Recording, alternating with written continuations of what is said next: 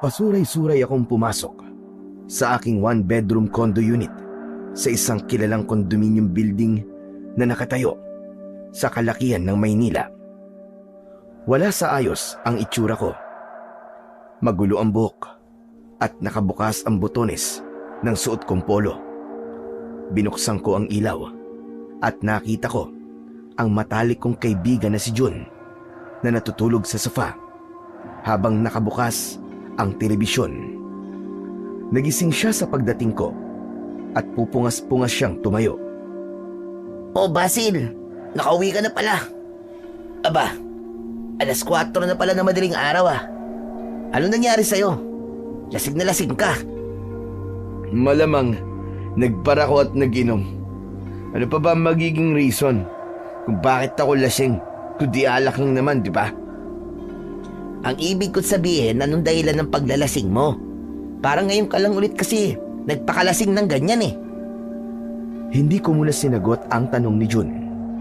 Nahihilo akong umupo sa sofa. Sumandal ako at ipinikit ang aking mga mata. Jun, tol, pwede bang ipagtimpla mo ako ng kape? Yung sobrang tapang ah. Yung kaya akong ipaglaban. Aba, may hugot ka pa ah. Sige, diyan ka lang, hintayin mo ako. Naramdaman ko ang pagpunta ni Jun sa kusina. Kinuha ko ang remote control ng TV at pinatay ko yon. Matagal na kaming magkaibigan ni Jun. Siguro ay halos 8 taon na rin. Nagtatrabaho ako bilang isang architect sa isang kilalang kumpanya, habang si Jun ay isang mechanical engineer sa isang manufacturing company. Masasabi kong komportable ang buhay ko. Wala akong iniisip kundi ang aking sarili dahil may kaya sa buhay ang aking pamilya.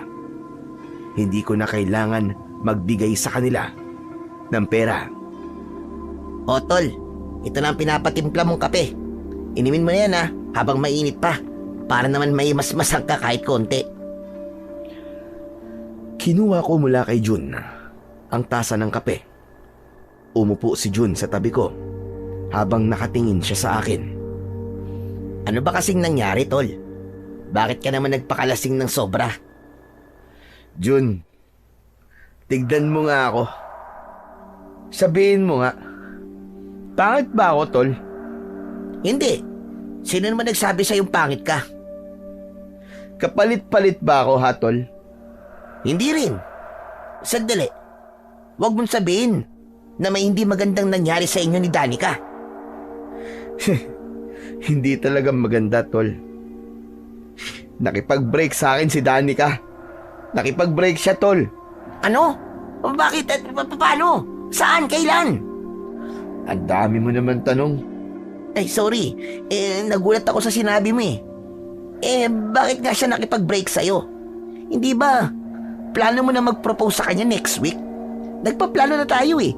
Kung paano ka magpo-propose sa kanya, hindi ba? Wala eh. Nahuli ako eh. Nahuli na paano? Nahuli niya ako may chinachat na ibang babae. Hindi ba? Dinalaw ko siya kanina sa apartment niya. Habang naliligo kasi ako, pinakialaman ba naman yung cellphone ko? Malay ko ba na mahuhulaan niya yung password ko? Ayun, wala, bukayo. Nabasa niya yung chat namin ni Leslie at nung iba pang babae nakachat ko. Nako, kasalanan mo naman pala. Kaya nakipag-break sa'yo si Danica eh. Tapos may gana ka pang magtanong kung kapalit-palit ka. Pambihira ka. Bakit kasi nakikipag-chat ka pa sa ibang babae kahit may girlfriend ka na? Kasalanan ko bang yung mga babaeng yun ang unang nag-chat sa akin? Ha? Kasalanan ko bang gwapo ako? Ayokong isipin nila na snub ako. Kaya nagre-reply ako sa kanila. Saka hanggang chat lang naman kami ng mga babaeng yun eh. Hindi ako nakikipagkita sa kanila ever since. Mamatay ka man ngayon? Mawalan ka man ng karir? Hindi ka nakikipagkita sa mga kachat mo? Ay, si Leslie. Nagkita kami isang beses lang. Pero wala, nagkape lang kami nun eh. Tapos nanood ng movie. Ewan ko sa'yo, Basil. Mali na nga ang ginawa mo pero gina-justify mo pa rin. Hindi ko rin masisisi si Danica kung bakit siya nakipag-break sa'yo. Teka nga. Ikaw kaibigan ba talaga kita? Bakit parang si Danica pa yata ang kinakampihan mo, ha? Hindi porke magkaibigan tayo, ay ikaw na ang palagi kong kakampihan. Kaya nga magkaibigan tayo eh. Kapag may mali ka, kailangan ko yung sabihin sa'yo. O ano? Ano nang plano mo ngayon kay Danica? Plano? Wala.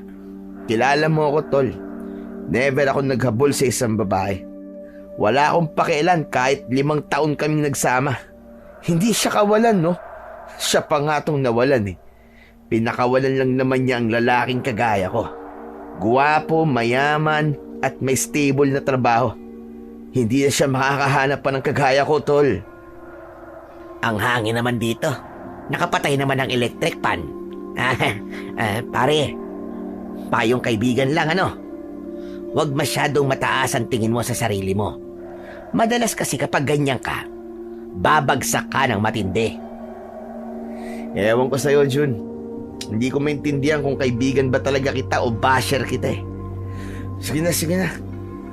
Matutulog na ako. Huwag mo akong gigisingin, ha. Salamat dito sa kape. Tumayo na ako at dumiretso sa aking kwarto. Agad akong nahiga matapos kong isarado ang pinto dahil sa labis na kalasingan. Wala pang 1 minuto matapos kong humiga ay nakatulog na ako. Tanghali na nang nagising ako ng sumunod na araw.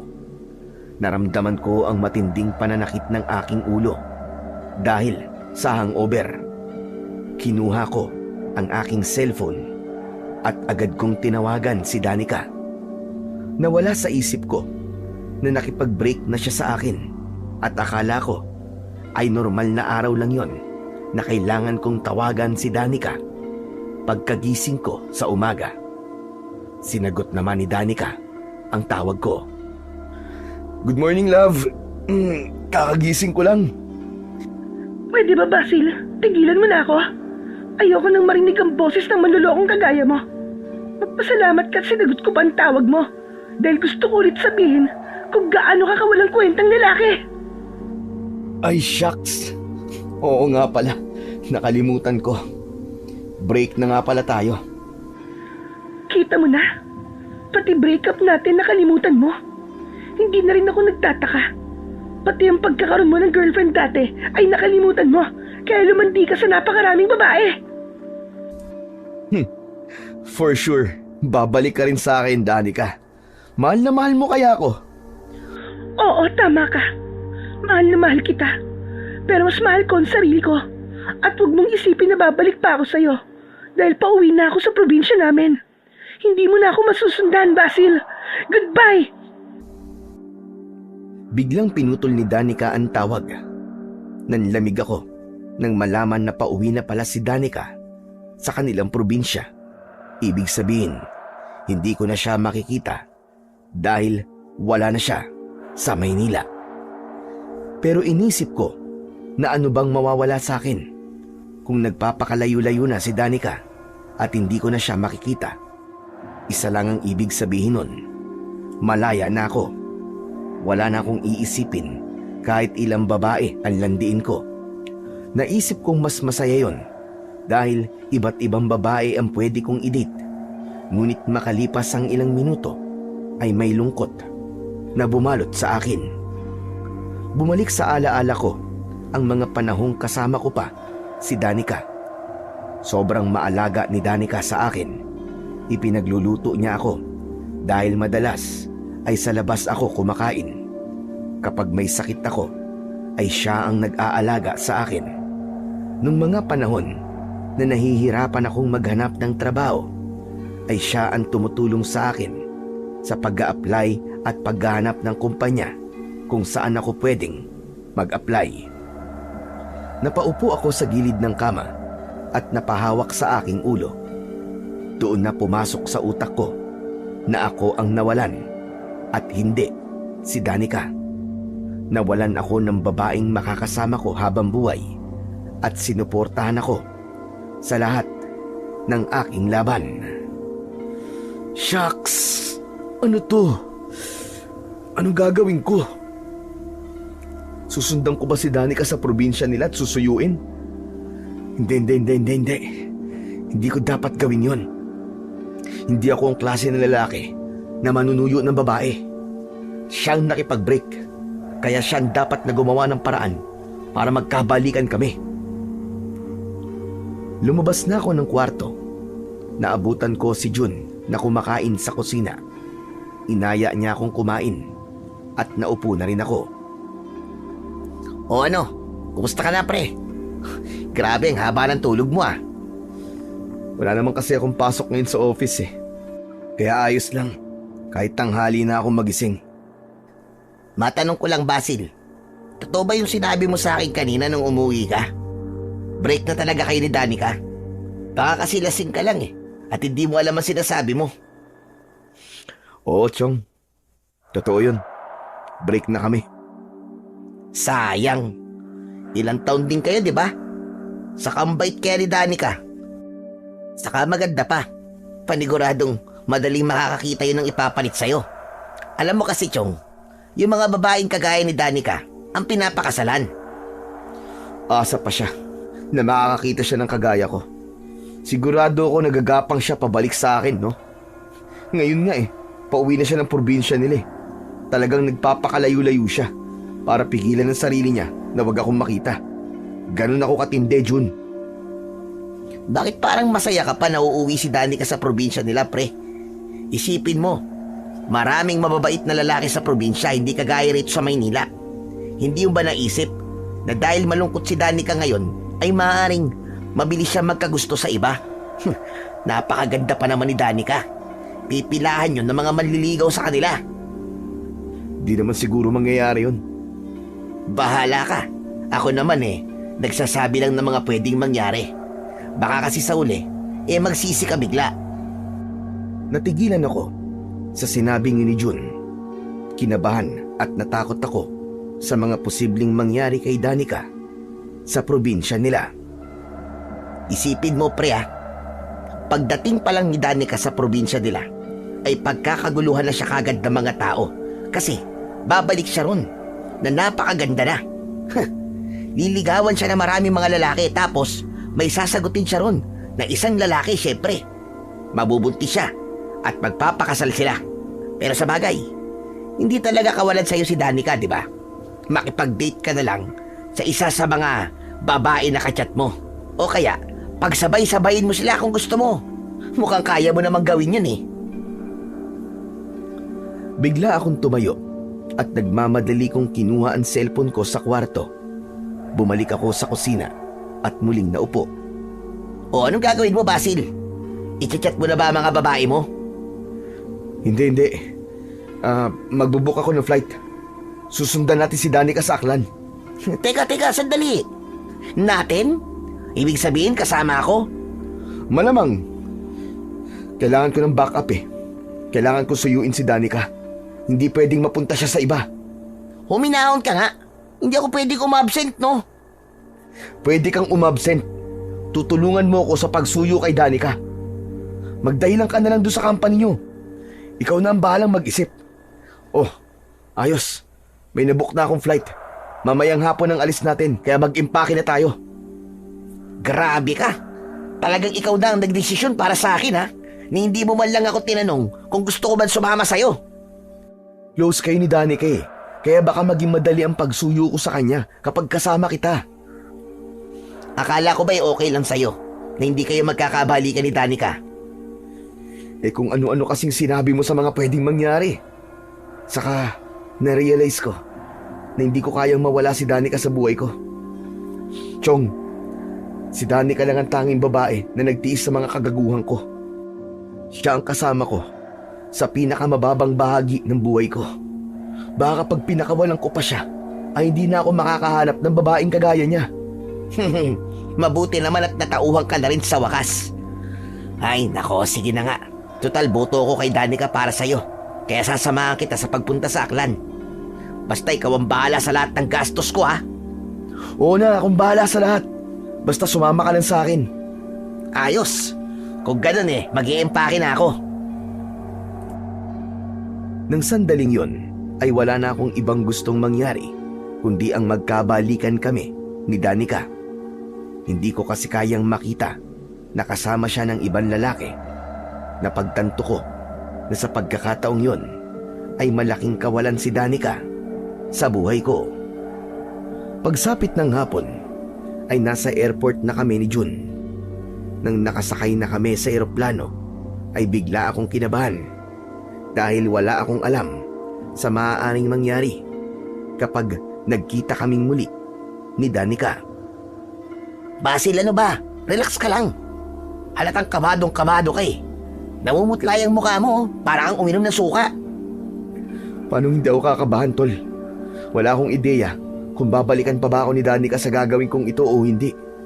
Saka, alam mo namang wala sa bokabularyo ko manuyo Wala kang magagawa kundi gawin ito kung ayaw mong mawala si Danica sa'yo ng tuluyan.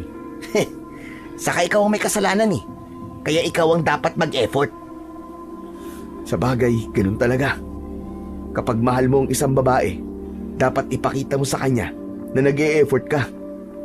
At saka, kung mahal mo talaga ang isang babae, hindi mo dapat siya lokohin sa una pa lang. Sige lang. Ipaalala mo pa sa akin ang pagkakamali ko. Aba, dapat lang na ipaalala ko sa iyo ng paulit-ulit. Tignan mo nga nangyari. Kung hindi ka nakipag-chat sa napakaraming babae, di sana wala tayo ngayon sa eroplano. Hindi sana tayo mag-emergency leave sa trabaho. Hayaan mo na nga. Isipin mo na lang na bakasyon to.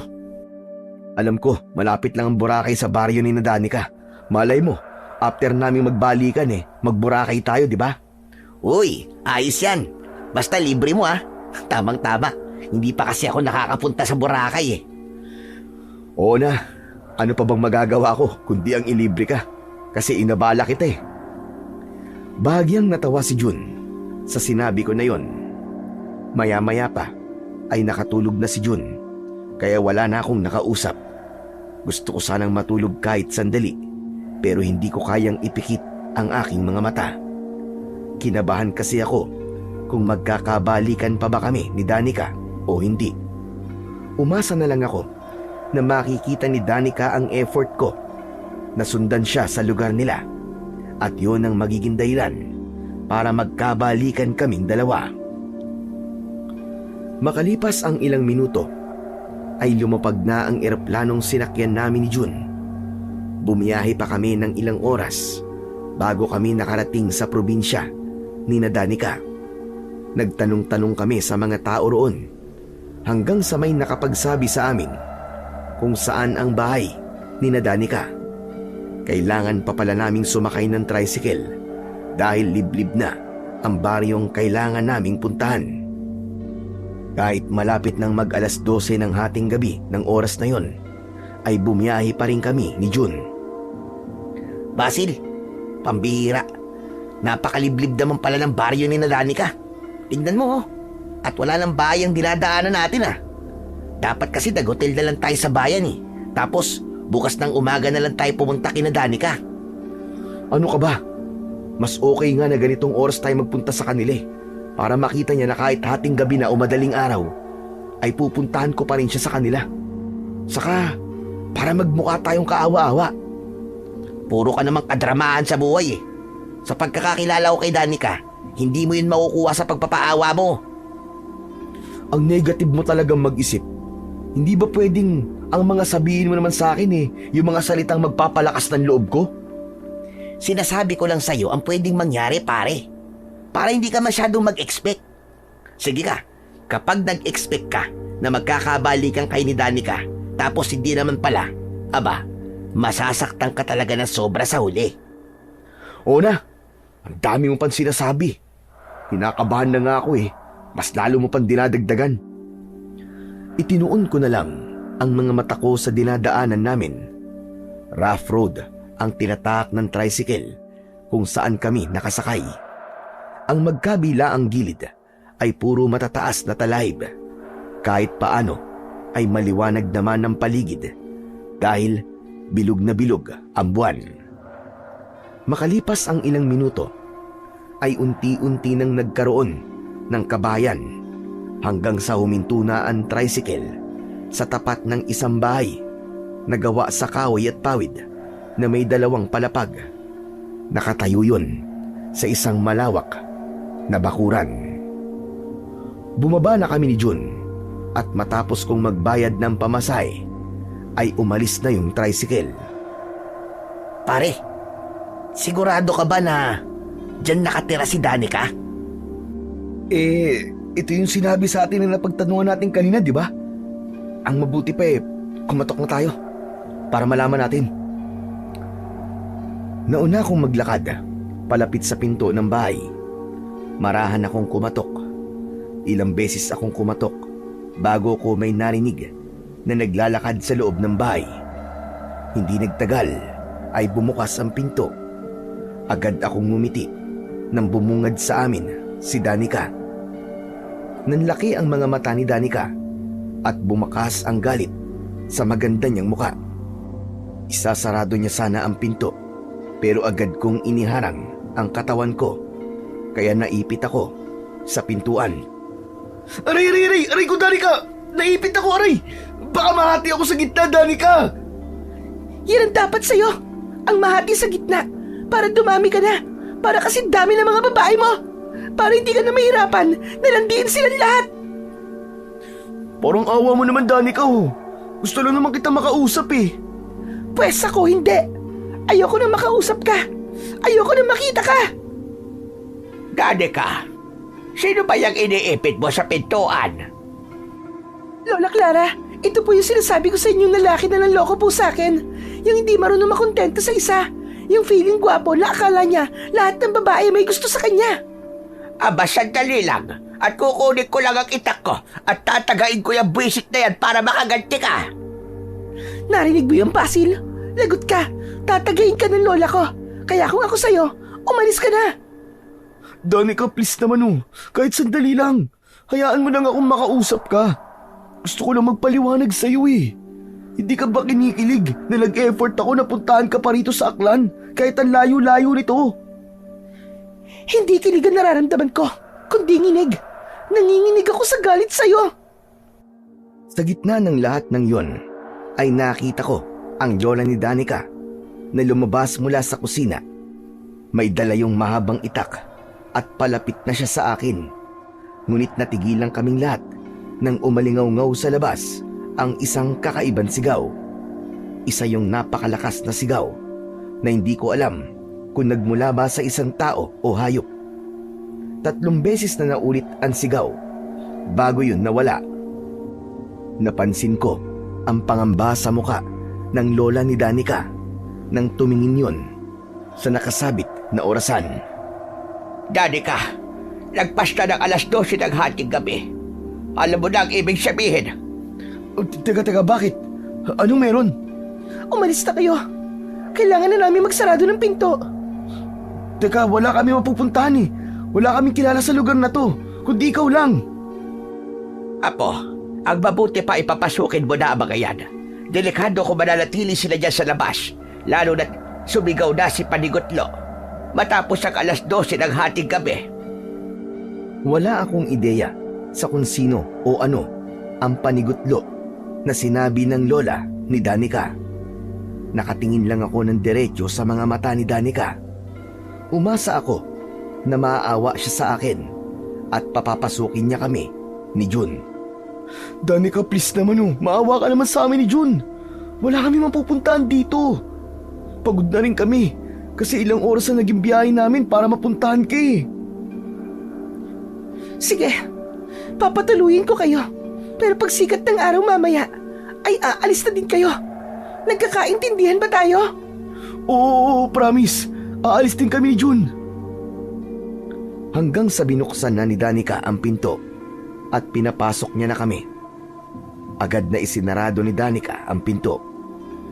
Ngumiti ako sa lola ni Danica at nakipagkilala ako sa kanya. Inilahad ko pa ang isang kamay ko. Lola, ako po si Basil. Kayo po, ano pong pangalan nyo? Ako si Lola Clara at hindi ako nakikipagkabay sa mga manlolokong tao. Danica, ipagamit mo na nga lang sa mga bisita mo ang kwarto dito sa ibaba. Papanik na ako sa itaas at ako'y inaantok na.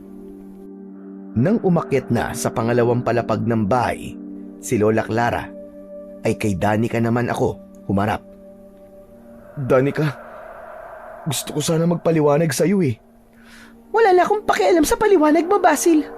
Sapat na sa akin ang mga nakita at nalaman ko. Kaya wag mo na sayangin pa ang laway mo. Ang gawin mo, pumunta kayo sa kwarto ni June. Yun, doon kayo matulog. Tapos kapag umaga na, ay umalis na kayo.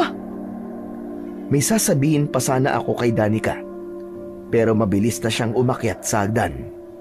Susundan ko sana siya, pero hinawakan na ni June ang braso ko. Pre, sandali lang. Huwag mo na sundan si Danica. Nakita mo nang galit na galit eh. Saka, pwede bang magpahinga na muna tayo? Hindi ka ba napapagod sa haba ng biyahe natin? Tumango na lang ako at pumasok na kami ni June sa kwartong itinuro sa amin ni Danica. Meron doong isang papag na kasya ang 2 tao. Inilagay namin ang aming maleta sa isang sulok. Naunang humiga si June, habang ako naman ay nakaupo sa gilid ng papag. Seryoso ka ba? Sa sinabi mo na aalis tayo mamayang umaga?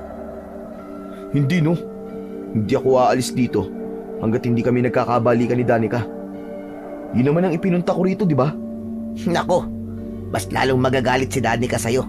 Kasi ang akala niya ay aalis din tayo mamayang umaga. Wala akong pakialam kahit lalo pa siyang magalit, pre. Ang mahalaga ay maipakita ko sa kanya na seryoso ko sa kagustuhan kong magkabalikan kaming dalawa. Gagawin ko ang lahat, kahit mag-igib at magsibak pa ako ng kahoy dito. Wow! Kaya mo ba mga ganong gawain? Eh, laking Maynila ka, di ba? Hindi ka nga marunong ng mga gawaing bahay.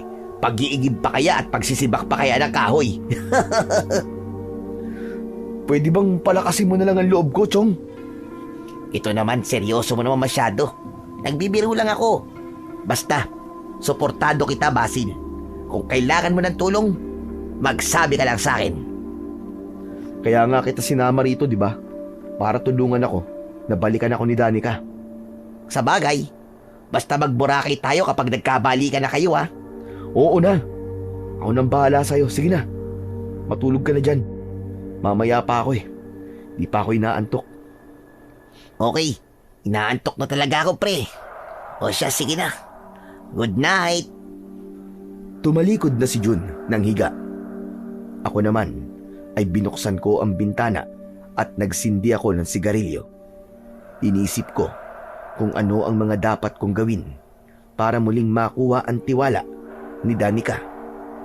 Alam ko na mahihirapan akong gawin yon, pero nangako ako sa sarili ko na hindi ako aalis ng lugar na yon na hindi kami nagkakabalikan ni Danica.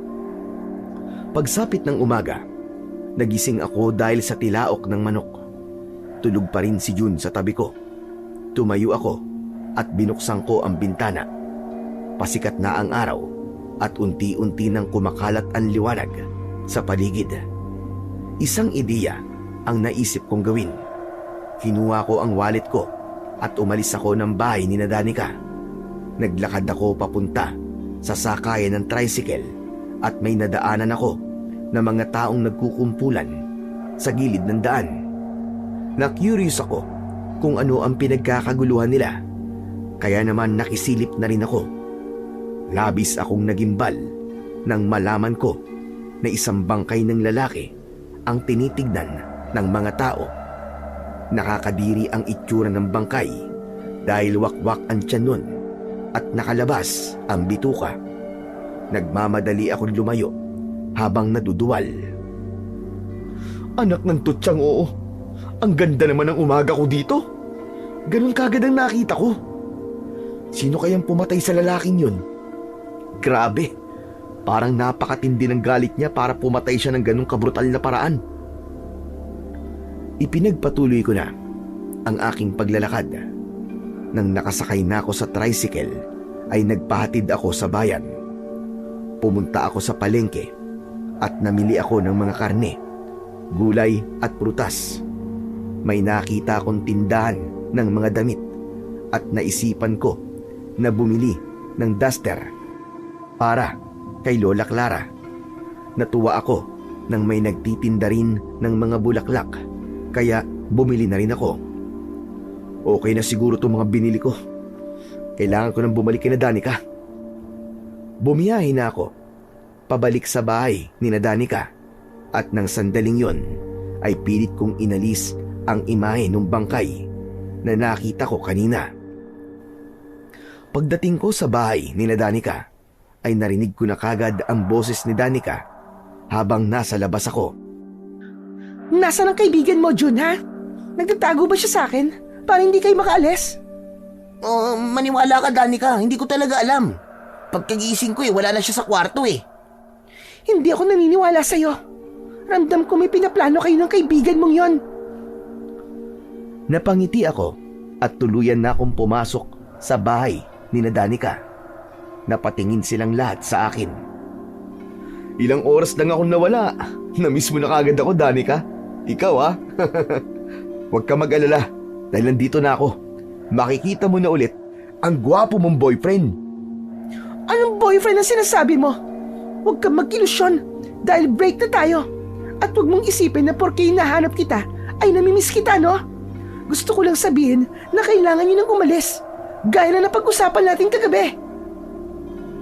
Hindi ko pinansin si Danica at lumapit ako kay Lola Clara na nakaupo sa tumba-tumba. Magandang umaga po sa inyo, Lola Clara. Maaga po akong gumising para mamili po sa bayan. Ito po, bumili po ako ng pang-ulam natin mamaya at mga prutas. Saka heto po, ibinili ko rin po kayo ng mga duster. Sana po magustuhan nyo. Aba, napakagalante mo naman pala, Totoy. Patingin nga ng mga duster na binili mo. Ito po. 3 po ang binili ko. Patingin nga. Aba, kay gaganda naman itong mga binili mong duster sa akin. Lalo na itong bulaklakin, Lola, ano pong ginagawa nyo? Sinusuhulan lang po kayo ng lalaking yan. Huwag po kayo magpapasuhol dyan. Huwag niyo pong tanggapin ang mga binigay niya sa inyo. Aba, sayang naman itong mga duster, Apo. Kay gaganda pa naman. Lumapit ako kay Danica. Dala ang mga bulaklak at inabot ko yon sa kanya. Huwag ka na magalit sa akin, love. Please. Tignan mo. Binilang kita ng paborito mong bulaklak. Ay, nako. Nakakakilig naman. Naaalala ko tuloy nung nagliligaw pa lang sa akin ang namatay kong asawa. Binibigyan din niya ako ng bulaklak doon. At naghahabulan kami sa gitna ng pilapil. Asa ka pang tatanggapin ko yung bulaklak mo, Basil? Hindi mo na ako madadala sa mga paganyan-ganyan mo, no? Ang gusto ko ay umalis na kayo rito ni John, gaya na napag-usapan natin. Pasensya ka na, Danica. Pero hindi ako aalis dito hanggat hindi mo ako kinakausap na maayos. Nandito ako para suyuin ka ulit, Danica. Narealize ko na ang pagkakamali ko. At sana, bigyan mo pa ako ng isa pang pagkakataon. Hindi mo deserve ng second chance, Basil. Ang mga cheater na kagaya mo ay hindi na nagbabago. Wala na. Sira ng tiwala ko sa'yo. At kahit na anong gawin mo, ay hindi mo na yun may babalik. Hinusgahan mo naman na kaagad ako . Bakit hindi mo muna subukan? Promise, Danica. Magbabago na talaga ako. Hindi ko na kailangan subukan. Dahil para lang akong kumuha niya ng bato na ipupukpok ko sa sarili kong ulo. Teka. Pwede magmamaya ng away ng dalawa na yan. Anong oras na? Hindi pa tayo nag-aalmusal. Sumunod na kayo sa akin sa kusina at kumain na tayo. Oh, narinig mo naman siguro sinabi ni Lola Clara, di ba? Mag-almusal na muna raw tayo. Ha? Wisit ka! Wisit ka, Basil! Wala nang nagawa pa si Danica, kundi ang hayaan kami ni Jun na sumalo sa kanila ni Lola Clara sa almusal. Lihim akong natuwa dahil gumana ang plano ko na kuhain ang loob ni Lola Clara para hindi kami mapaalis sa bahay na yon. Oo nga pala, Basil. Ano pala gusto mong iluto ko mamaya sa pananghalian? Kung hindi mo na itatanong masarap ako magluto. Kahit ano po, Lola. Wala pong problema sa akin. Hindi naman po ako pihikan eh. Ano? Dito pa rin kayo magtatanghalian? Hindi pa ba kayo aalis pagkatapos nyo mag-almusal? Danica, huwag mo naman bastusin ang mga bisita natin. Nakakahiya naman at binilhan pa tayo ni Basil ng pagkain. Ay nako, ewan ko sa inyo, Lola. Nakuha ka na kagad ni Basil sa pagkain at 3 piraso ng duster. Hindi naman sa ganon. Isipin mo na lang ang haba ng biyahe nila. Papunta rito sa atin tapos aalis kagad sila. Ang gawin mo, isipin mo na lang na bisita natin silang dalawa. Maraming salamat po sa inyo, Lola Clara.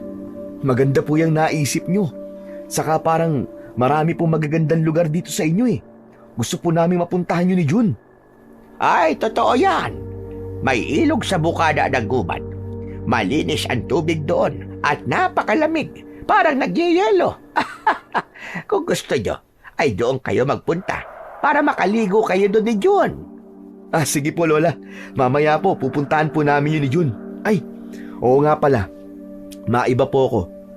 Pasensya na po kung ngayon ko po itatanong habang kumakain po ako.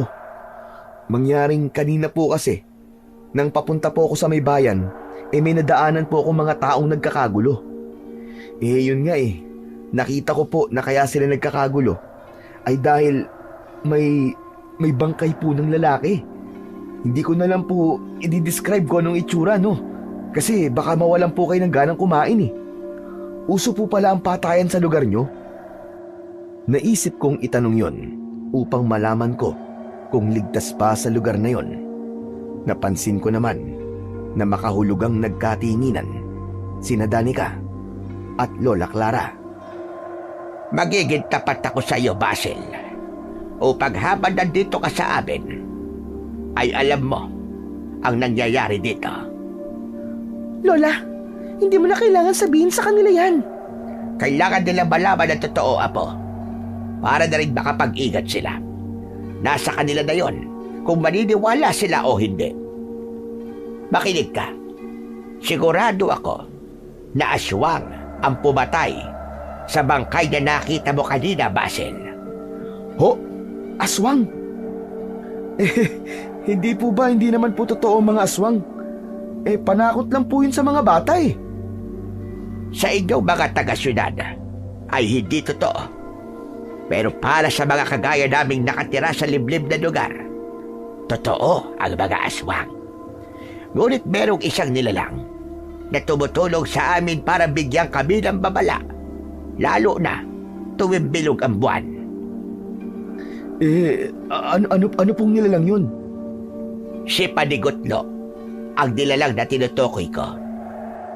Siya ay ang paboritong alagang hayop ng makapangyarihang Diyos na si Gamhanan. Si Panigutlo ang nagbibigay sa amin ng babala kung may mangyayaring maganda o masama. Kapag narinig namin ang sigaw ni Panigutlo bago mag-alas 12 ng hating gabi, ibig sabihin ay may magandang mangyayari. Maaaring magkaroon ng masaganang ani o mga pangyayaring ikatutuwa ng mga tao. Ngunit kapag ang sigaw ni Panigutlo ay narinig pagkatapos ng alas 12 ng hating gabi, ibig sabihin ay may hindi magandang mangyayari. Gaya po ng ano, Lola Clara? Gaya ng may paparating na bagyo, lindol, o kung ano man sakuna. Ngunit sa nangyayari sa lugar namin ngayon, ang sigaw ni Panigutlo pagkatapos ng alas 12 ng hating gabi ay nangangahulugan na may aswang na atake. Noon, tuwing bilog lang ang buwan nagbibigay ng babala si Panigutlo.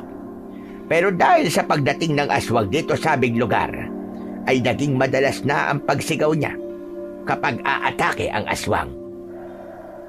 Yung narinig po natin sigaw nung dumating po kami rito. Yung po ba yung sigaw ni Panigutlo? Yun nga. Kaya sinabi ko kay Danica na dumito na muna kayo dahil paniguradong mapapahaba kayo kung nagtagal pa kayo sa labas. Nakakatakot naman pala ang lugar nyo, Lola Clara. Basil, ano kaya kung sundin na lang natin ang sinabi ni Danica? Umalis na tayo rito, pagkakain natin ng almusal. Tama yan, Jun. Sigurado ako na hindi kakayanin ng tapang nyo kapag nakita nyo ang aswang na pumapatay sa mga tao dito.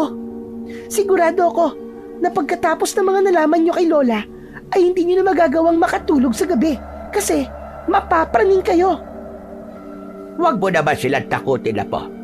Kaya nga sinabi ko sa kanila ang totoong nangyayari dito sa atin ay para alam nila kahit papano. Alam mo, Basil, wala ka namang dapat ikatakot sa lugar na ito.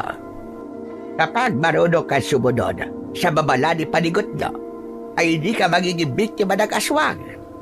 Basta tandaan nyo, kapag narinig nyo ang sigaw ni panigot nyo, pagkatapos ng 12:00 ng gabi, ay huwag na kayong lalabas. Ang mga magiging biktima lang naman ng aswang dito ay yung matitigas ang ulo na lumalabas pa rin kahit nagbigay na ng babala si panigot nyo. Huwag po kayo mag-alala, Lola Clara. Tatandaan po namin ni Jun ang lahat po ng sinabi nyo. Salamat po sa paalala nyo, ha. O sige, tama na muna ang kwentuhan ng kababalaghan. Kumain na tayo para makapunta na kayo sa ilog. Tumahimik na kaming lahat at ipinagpatuloy na namin ang pag-aalmusal. Hindi ko masyadong binigyan ng pansin ang mga sinabi ni Lola Clara dahil hindi ako naniniwala sa mga nilalang na gaya ng aswang. Sa palagay ko rin ay isa lamang alamat ang tungkol kay Panigutlo. Ganun naman talaga sa mga liblib na lugar. Maraming pinaniniwalaang mga nilalang kahit hindi naman totoo. Matapos makapag-almusal, ay nagtungo na nga kami ni Jun sa sinasabing ilog ni Lola Clara. Itinuro sa amin ni Lola Clara ang daan papunta roon at hindi naman kami nahirapan na hanapin yon. Totoo ang sinabi sa amin ni Lola Clara. Sobrang linis at malinaw na malinaw ang tubig sa ilog. Napakalamig din ang tubig pero nakaka-relax yun. Pare, naniniwala ka ba sa mga sinabi sa atin ni Lola Clara kanina? Yung tungkol sa aswang at dun sa, ano nga bang tawag dun, panigutlo? Hindi, no. Nagkunwari lang ako naniniwala kasi baka ma-offend siya, syempre. Dayo tayo sa lugar na to, kaya dapat marunong tayong igalang ang kanilang paniniwala o tradisyon. Pero sabi mo kanina, may nakita kang pinatay na lalaki. Tapos nung dumating tayo, ay narinig natin ang sigaw ni Panigutlo pagkatapos ng 12:00 ng hating gabi, di ba? Ibig sabihin, may posibilidad na aswang talaga ang pumatay doon sa lalaki. Sige nga, paano yun may papaliwanag? Sus! Nagkataon lang yun, Jun. Huwag mo nang binibigyan ng kahulugan ng mga nangyayari sa paligid mo, pare. Hindi tayo makakapag-enjoy sa lugar na to kung hahayaan mong lamunin ka ng takot. Teka, sandali nga. Parang ang ganda magpunta sa gubat, Chong, ah. Hoy! Huwag tayo magpunta dyan. Baka mamaya may mababangis pang hayop dyan eh. Hindi ka nga mamamatay sa aswang, sa mabangis naman na hayop. Alam mo, ha? Ngayon ko lang nalaman na matatakotin ka pala. Saka mas maganda nga kung may mabangis na hayop eh. Alam mo kasi, Chong, noon ko pa gustong manghunting ng hayop eh. Umalis ako sa ilog at nagtungo ako papasok sa gubat. Doon ko mas nakita ang ganda ng gubat na yon dahil napakaraming matataas na puno at makakapal na halaman. Naisip ko na maaaring tama ang sinabi ni Jun na meron doong mababangis na hayop. Kaya mas na-excite ako dahil gusto ko talaga ang maghunting ng mga hayop sa gubat. Maya-maya pa ay bumalik na kami ni Jun sa bahay ni Danica. Nagbanlaw kami sa poso na nasa likod ng bahay nila.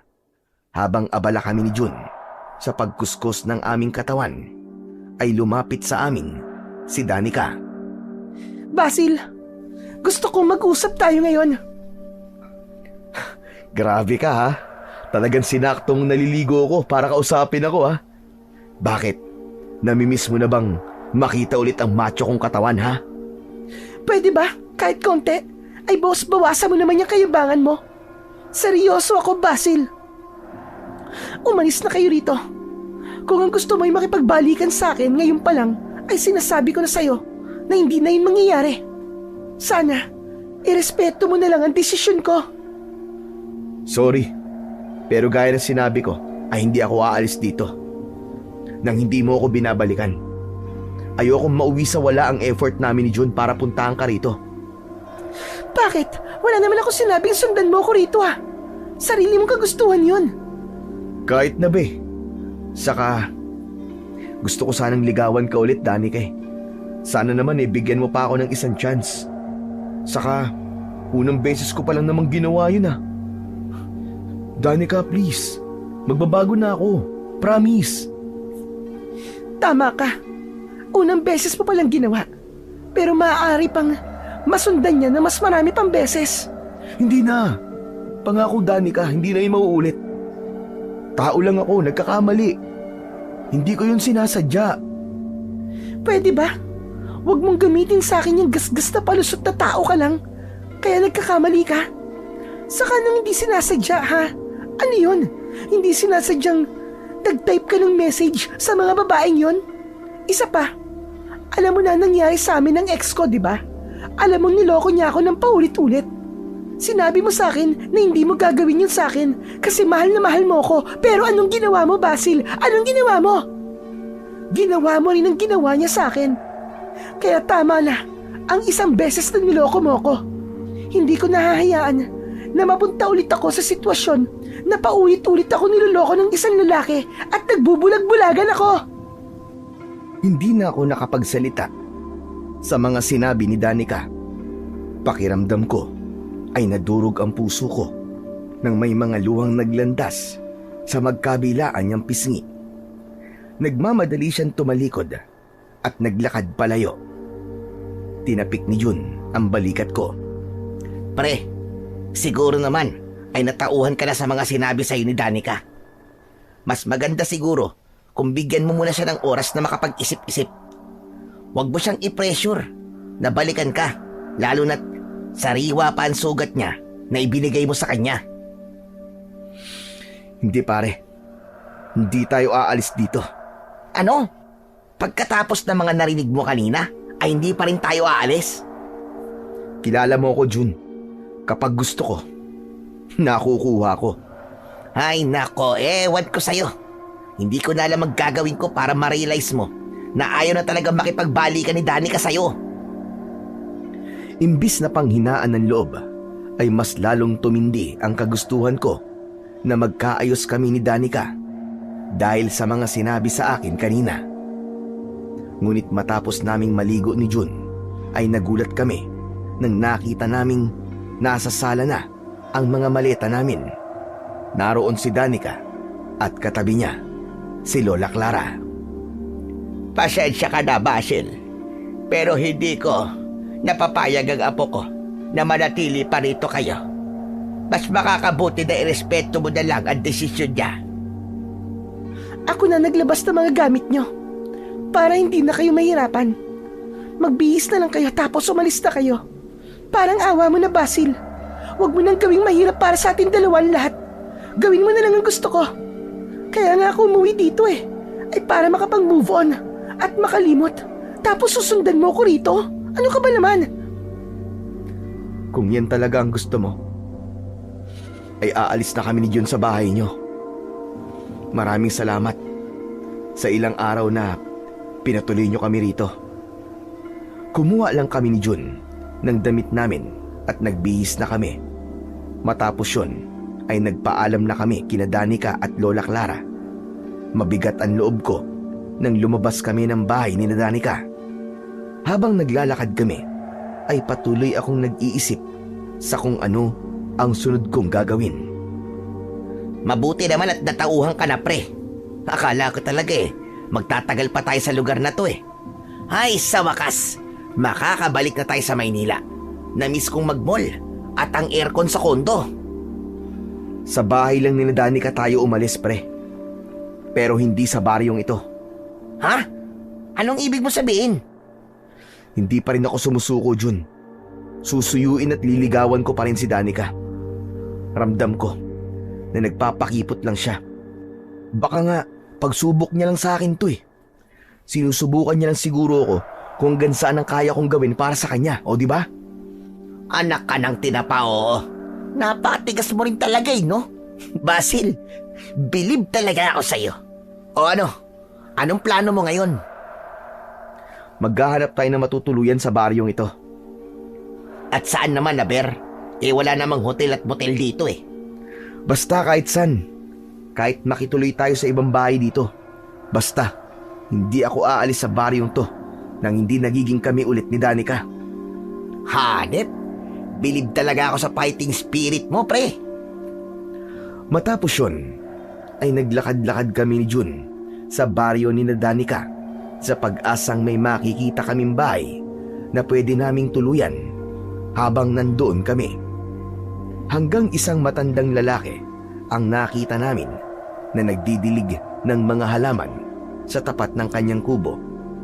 Nilapitan namin ang matandang lalaki at nagpakilala ako sa kanya. Nakilala namin ang matanda bilang si Mang Eman.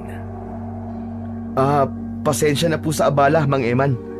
Pero magbabakasakali lang po sana kami ng kaibigan ko si Jun na baka naman po pwede po kaming makituloy po sa bahay nyo. Kahit po sana 1 linggo muna. Huwag po kayo mag-alala kasi magbabayad po ako. Pasensya na rin. Pero hindi ako nagpapatuloy ng mga taong hindi ko kilala. Boyfriend po ako ni Danica. Baka kilala niyo po si Lola Clara. Lola po ni Danica si Lola Clara eh. May hindi po kami pagkakaunawaan ni Danica eh. Kaya pinuntahan ko po siya rito para suyuin. Ayaw naman po niya na doon kami po tumuloy sa bahay nila. Aba, kilala ko si Clara at ang apo niyang si Danica. Mabubuting mamamayan sila dito sa aming baryo. Kung ganon, ay pumapayag na ako. Sayang din ang ibabayad niyo sa akin. Dagdag kita rin yon. Naku, maraming salamat po talaga sa inyo, Mang Eman. Kaya lamang ay isa ang kwarto sa aking kubo. Ayos lang ba sa inyo? Nasa sala kayo matutulog. May isa pa naman akong banig, kaya may mailalatag kayo. Wala pong problema sa amin yun. Ang importante po ay may matutuluyan po kami. Kung ganun ay halika na kayong dalawa. Pumasok na kayo sa bahay ko. Pagpasensyaan nyo na lang at medyo makalat sa loob. Ngiting tagumpay ang ibinigay ko kay Jun habang naiiling siya sa akin. Sumunod na kami kay Mang Eman sa loob ng kubo niya. Gawa sa kawayan ng saig doon at napansin ko ang mga nakapatong na bote sa isang lamesa na palagay ko ay langis ang laman. Meron ding mga nakasabit na pinatuyong dahon na mula pa sa iba't ibang halaman. Ayos lang ba sa inyo na dito kayo tumuloy? Ayos lang po. Ang mahalaga naman po meron po kaming matutulugan. Mang Eman, albularyo po ba kayo? Ang dami niyo po kasing bote na may langis at mga iba't ibang dahon na para pong mga halamang gamot. Napansin mo pala? Oo, isa nga akong albularyo. Marunong din akong manghilot. Kaya kung may masakit sa katawan ninyo, magsabi lang kayo sa akin. Oo nga pala. Sa palagay ko, ay nakausap niyo na sina Danica at Clara. Nasabi na ba nila sa inyo ang kwento tungkol dito sa amin lugar? Yung tungkol po ba kay Panigutlo at sa aswang? Opo, nasabi na po sa amin ni Lola Clara ang tungkol doon. Mabuti naman kung ganon. Siguro naman ay alam nyo na mga hindi nyo dapat gawin sa baryo namin. Opo. Alam na po namin na kapag sumigaw po si Panigutlo pagkatapos po ng 12:00 ng hating gabi, ay hindi na po kami pwedeng lumabas. Dahil nga po, may sasalakay daw pong aswang. Alam nyo na pala. Wala na pala akong dapat na ikwento sa inyo. O paano? Itutuloy ko lang ang ginagawa ko sa labas. Bahala na muna kayo rito. Mamaya na natin pag-usapan ang tungkol sa kung magkano ang ibabayad nyo sa akin. Sige po. Maraming salamat po ulit sa inyo, Mang Eman. Nang lumabas na si Mang Eman, ay nag-appear kami ni Jun. Napailing siya habang mahinang tumatawa. Grabe ka talaga, pare. Hindi ko akalain na kaya mo tong gawin para lang magkabalikan kay ni Danica. Sinabi ko naman sa'yo, Chong. Seryoso ko na makuha ulit si Danica sa kahit na anong paraan. Hindi ako susuko, Chong. Gagawin ko ang lahat. Sa totoo lang, na-realize ko talaga na hindi ko pala talaga siya kayang mawala sa buhay ko. Kaya nagsisisi na ako sa pagkakamaling nagawa ko sa kanya, Chong. Seryoso yun. Sana mag-work tong ginagawa mo. At sana, ano man na maging resulta nito ay tanggapin mo. Saka, mas okay nga kung bibigyan mo ng ultimatum ang sarili mo. Halimbawa, pagkatapos ng 1 linggo at ayaw ka pa rin balikan ni Danica, tumigil ka na. Hindi naman pwedeng magtagal tayo rito, di ba? Ipapaalala ko lang sa'yo, ha, na merong trabahong naghihintay sa atin sa Maynila. Bahala na, Chong. Basta ipapakita ko kay Danica na dapat niya akong bigyan ng second chance. Alam ko na sa ginawa ko na yon ay mas lalo lang magagalit si Danica sa akin. Pero wala na akong pakialam sa bagay na yon. Ang tanging nasa isip ko ng sandaling yon ay gawin ang lahat ng paraan para makita ni Danica na dapat niya akong balikan. Hindi ko kayang makita siya na kasama ng ibang lalaki. Labis na ang naging pagsisisi ko sa nagawa ko sa kanya at alam ko na sa pagkakataong yon ay kaya kong baguhin ang aking sarili para mas maging maayos ang aming relasyon. Sa araw din na yon ay nagpunta kami ni Jun sa bayan upang bumili ng mga bagay na kailangan namin. Bumili na rin kami ng mga pagkain sa palengke para meron kaming ambag sa bahay ni Mang Eman. Dahil ayaw pa naming umuwi, ay naglakad-lakad kami sa bayan hanggang sa isang tindahan ng mga lumang baril ang nakita ko. Nang nakita ako ni Jun na palapit sa tindahan na yon, ay bigla niya akong hinawakan sa braso. Pre, huwag mong sabihin na bibili ka ng baril. Parang awa mo na. Hindi sagot ang karahasan sa lahat ng problema natin sa buhay. Ano ba pinagsasasabi mo, Jun? Hindi ba kaya ka bibili ng baril Kapag hindi na talaga nakipagbalikan sa'yo si Danica, ay babarilin mo na lang siya? Ganyan yung mga napapanood ko sa balita Pambira ka, wag mong gagawin yun, ha? Hoy, sira ulo. Alam mong OA mo. Sa tingin mo kaya kong gawin yung kay Danica? Bakit bibili ka ng baril? Anong gagawin mo? Aha, alam ko na. Babarilin mo yung mga lalaking magtatangkang manligaw kay Danica, no? Sira ulo. Gagawin mo pa akong kriminal. Ang ganda-ganda ng buhay ko tapos papatay ako ng tao para makulong ako. Loko-lokon to. Hindi ba ang sabi ko sa'yo ay mukhang maraming mababangis na hayop dun sa gubat? Bibili ako ng baril kasi mga hunting ako ron mamayang gabi. Doon ko ilalabas ang stress ko. Saka malay mo, mapahanga ako si Danica kapag nalaman niya na magaling pala akong mangaso. Iisipin niya na may alam din pala ako sa mga gawain ng mga taga-baryo, di ba? Ang dami mo talagang alam. Bahala ka na nga. Malaki ka na at alam mo na ang ginagawa mo.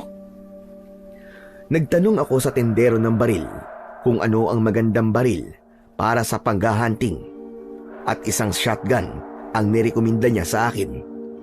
Walang patumpik-tumpik na binili ko ang naturang baril at bumili na rin ako ng maraming bala.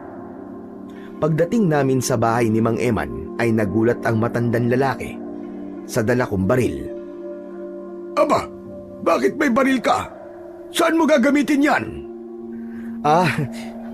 Mga hunting po ko sa gubat mamayang gabi. Akala ko naman saan mo yan gagamitin. Magandang ang mga aso sa gubat namin dito. Maraming baboy ramo roon. Pero mag-iingat ka. Huwag mong kakalimutan na kapag narinig mo ang sigaw ni Panigutlo pagkatapos ng 12:00 ng hating gabi, ay kailangan mo nang bumalik dito. Opo, hindi ko po yung kakalimutan, Mang Eman. Matapos yun, ay nagpunta naman ako sa bahay ni Danica upang dalhin ang mga pagkaing binili ko para sa kanila ni Lola Clara. Nang nasa labas na ako ng bahay nila, ay saktong lumabas si Danica at nagulat siya pagkakita sa akin. Oh, ano pang ginagawa mo rito? Ang akala ko ba umalis ka na? Sa bahay niyo lang ako umalis, pero hindi dito sa lugar niyo. Nakikitira kami kay Mang Eman. Siguro kilala mo naman siya. At talagang inabala niyo pa si Mang Eman, no? Ayos lang sa kanya. Ang totoo, masaya siya. Kasi may dagdag daw siya kita. Babayaran ko kasi ang pananatili namin ni Jun sa bahay niya. Danica, ginagawa ko to para ipakita sa'yo na seryoso ako sa kagustuhan kong makipagbalikan sa'yo.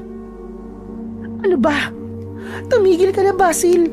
Ako na nakikiusap sa'yo. Hindi na tayo magkakabalikan kahit kailan. Kahit tumambling ka pa at mag-split ka pa sa harapan ko. Basta. Hindi ako susuko hanggat nararamdaman kong mahal mo pa ako. Oo nga pala. Ibinili ko kay ni Lola Clara ng pang-ulam niyo mamaya. Kayo na ang bahalang magluto nito. Pwede bang tigilan mo ng pagsulo sa lola ko? Hindi na ako natutuwa sa mga ginagawa mo, ha? Hindi naman to suhol eh. Gusto ko lang makasiguro na may pagkain kayo. Anong tingin mo sa amin? Walang perang pambili ng pagkain? Umalis ka na nga. At sana, ito na ang huling beses na makikita ko yung pagbumuka mo. Malakas na isinarado ni Danica ang pinto na para bang doon niya ibinuhos ang lahat ng galit niya sa akin. Aray ko, parang tigri talaga kung magalit.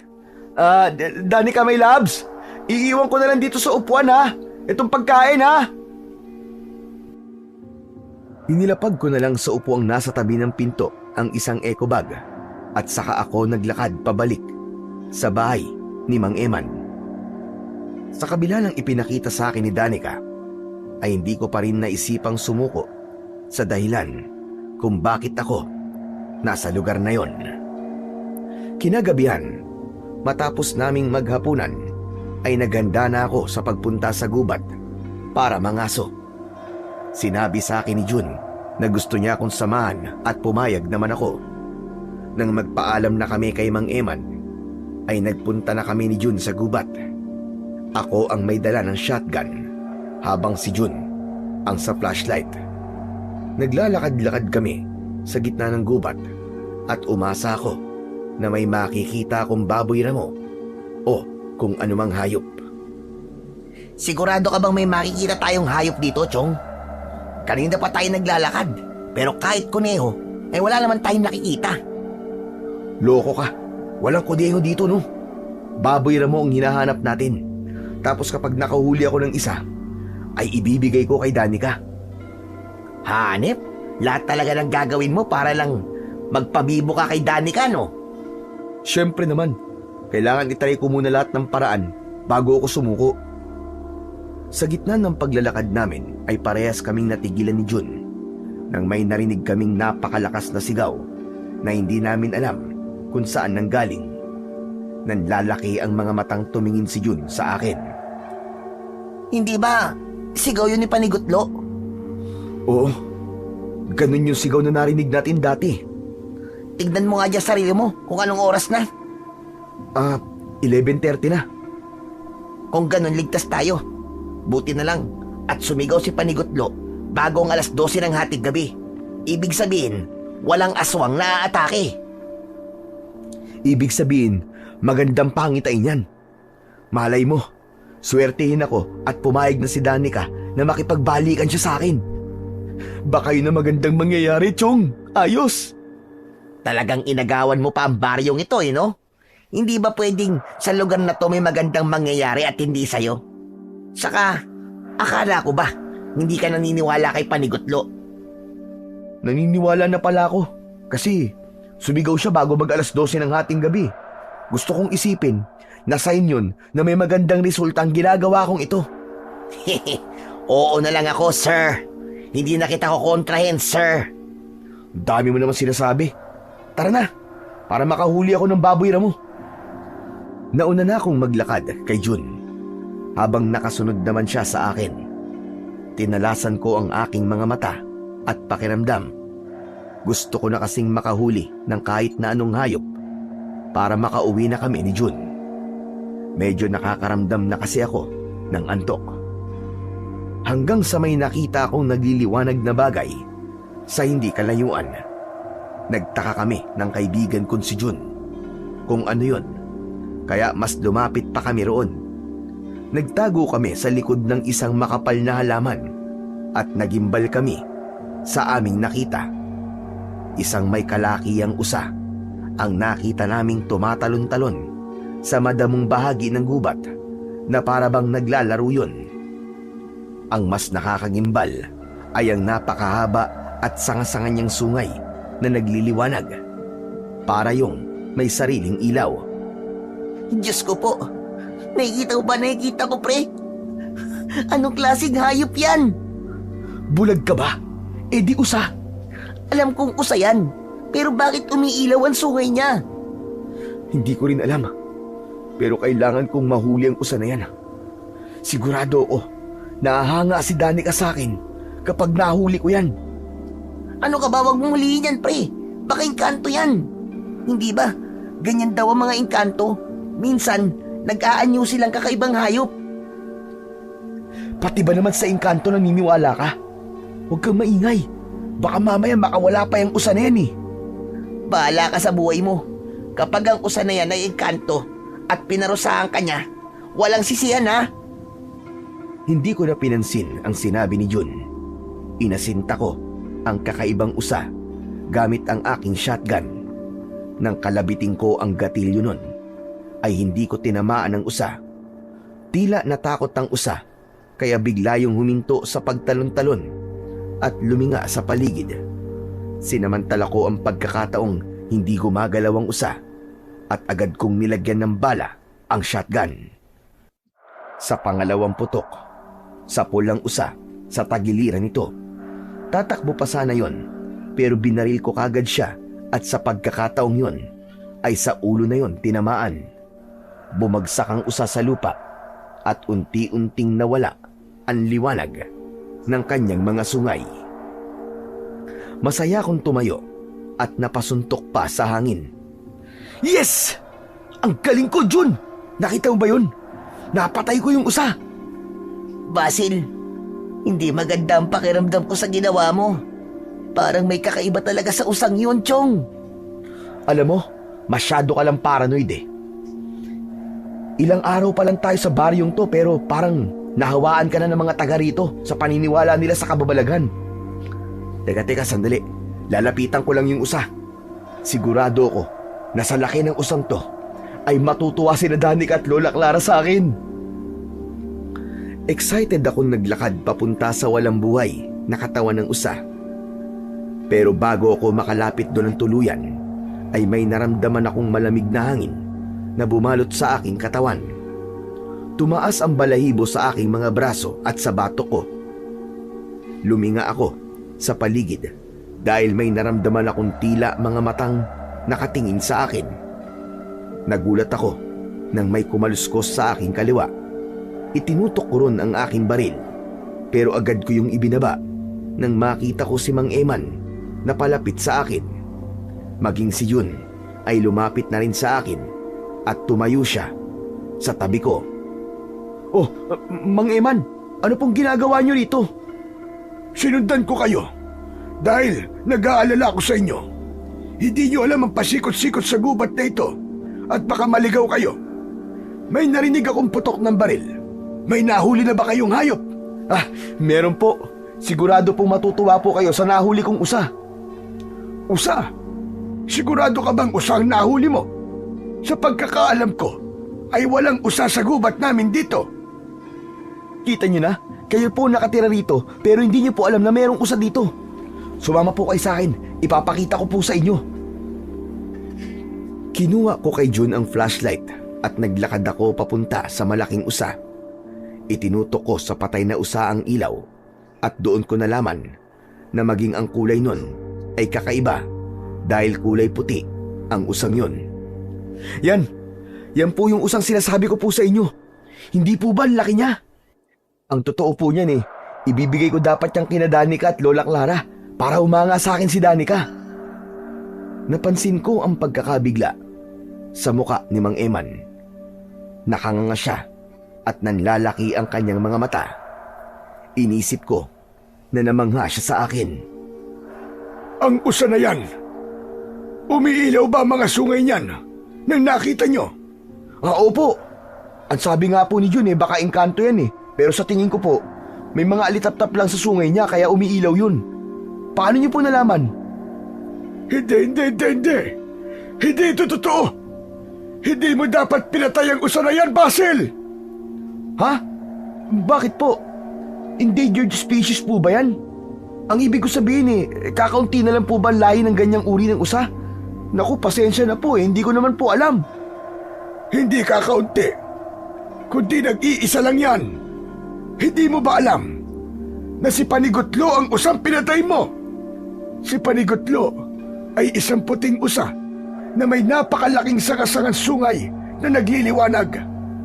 Hindi mo ba alam ang magiging kapalit ng ginawa mo, Basil? Pinatay mo ang paboritong alagang hayop ng Diyos na si Gamhanan! Teka, sandali lang po. Hindi naman po totoo si Panigutlo at Gamhanan, di ba? Alamat lang po yun dito sa lugar nyo Alamat?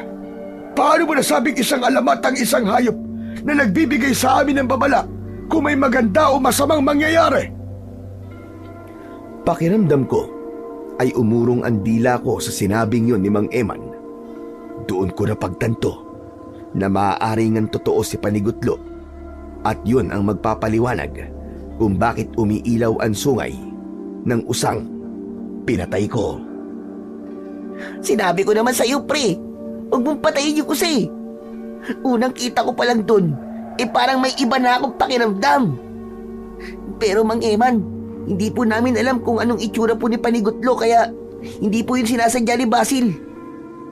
Kung alam lang po sana namin hindi po yung papatayin ng kaibigan ko Sinadya man niya o hindi, ay hindi na mababago ang katotohanan na wala na si Panigutlo. Wala na ang hayop na nagbibigay sa amin ng babala kung may aswang naaatake. Hindi mo alam kung anong dilubyo ang mangyayari sa aming baryo dahil sa ginawa mo, Basil. Naku, pasensya na po, Mang Eman. Hindi ko po talaga alam na si Panigutlo po ang usa na yan. Wala nang magagawa ang paghingi mo ng tawad. Hindi niya na maibabalik ang buhay ni Panigutlo. Ang ikinakatakot ko ay kapag nalaman ng ibang tao rito na pinatay niyo siya, sigurado ako na magagalit sila sa inyo at baka kung ano pang gawin nila sa inyo. Kaya walang maaaring makaalam ng ginawa mo, Basil. Ano pong gagawin natin ngayon? Bibigyan natin ng maayos na libing si Panigutlo. Kailangan nating ibaon sa lupa ang kanyang katawan upang walang makakita sa kanya. Dito lang kayo.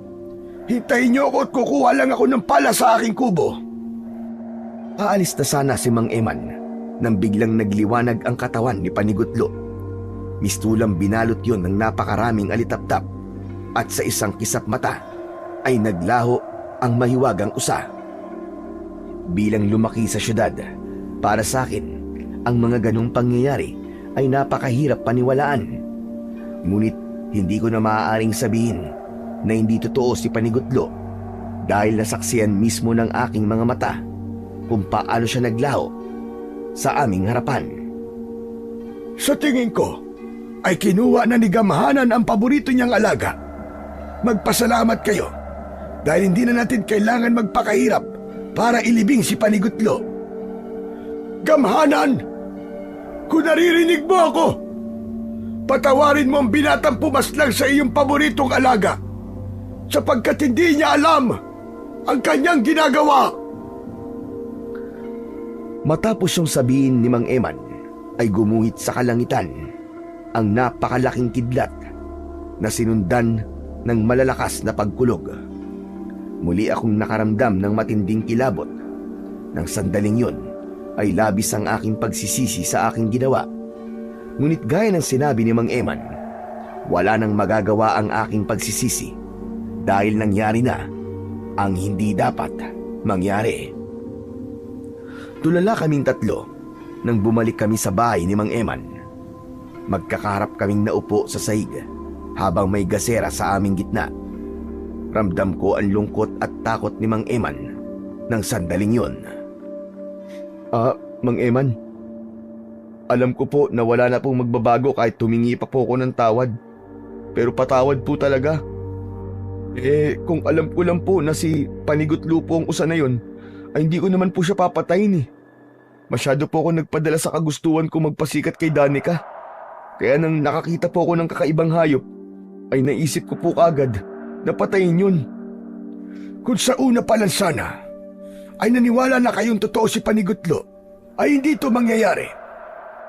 Isa pa, hindi ka sa akin dapat tumingi ng tawad, kundi kay Gamhanan, dahil pinatay mo ang paborito niyang alaga.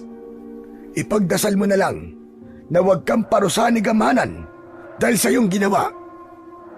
Ngayong patay na po si Panigutlo, ano na pong mangyayari sa baryo nyo? Wala na magbibigay sa amin ng babala kung aatake ang aswang. Hindi na rin namin malalaman kung may magandang mangyayari sa aming baryo. Napakalaking tulong ni Panigutlo sa amin. Nang dahil sa sigaw niya, ay nalalaman namin kung ligtas ba kami o hindi. Nakakapaghanda kagad kami dahil sa pagbibigay niya ng babala. Abot langit ang konsensyang naramdaman ko ng mga oras na yon dahil sa aking pagkakamaling ginawa. Hiyang-hiya talaga ako kay Mang Eman at sigurado ko na kapag nalaman din yun ni Danica ang aking ginawa, ay mas lalo siyang magagalit sa akin at madadagdagan na naman ang dahilan kung bakit hindi niya ako kailangang balikan. Nang sumunod na araw, ay napansin ko ang kasiyahan ng mga tao sa baryo.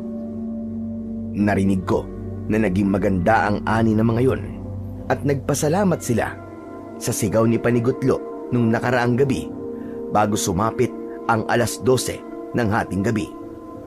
Nalungkot ako dahil walang kaalam-alam ang mga tao na yun na pala ang huling beses na maririnig nila ang sigaw ni Panigutlo. Ganun pa man, nanatiling tikom ang bibig namin ni Jun at Mang Eman upang hindi magalit ang mga tao sa akin. Nagpasalamat na lang ako at kahit kakakilala pa lang namin kay Mang Eman, ay pinrotektahan niya pa rin ako. Nagpatuloy pa rin ako sa pagsuyo kay Danica sa mga lumipas na araw. Halos lahat na yata ng klase ng panunuyo ay ginawa ko na, gaya ng pag-iigib ng tubig, pagbibigay ng kung ano-anong regalo, at maging ang pangarana. Pero lahat ng yon ay hindi naging epektibo. Hindi ko man lang nakitaan si Danica ng kahit na konting pagbabago sa pakikitungo niya sa akin. Kaya naman isang gabi, bumili ako ng alak sa bayan at inaya kong mag-inom si Jun.